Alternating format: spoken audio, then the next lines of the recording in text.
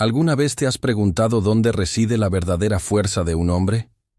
A menudo confundimos el ruido con el poder, pero la realidad es muy diferente.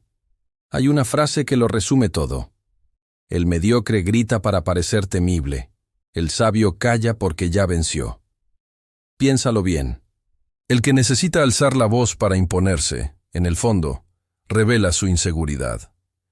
Está buscando una validación externa que nunca llega.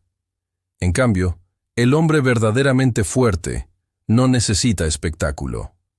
Su poder no está en lo que dice, sino en lo que hace. Su fuerza es silenciosa, constante, y se demuestra en su coherencia, en la alineación entre sus pensamientos, sus palabras y sus actos. Esa es la victoria que importa, la que se gana en el interior, sin necesidad de testigos ni aplausos. La verdadera fuerza no hace ruido, simplemente es. Gracias por escuchar. Si este mensaje te ha inspirado, suscríbete y acompáñanos en este camino de crecimiento.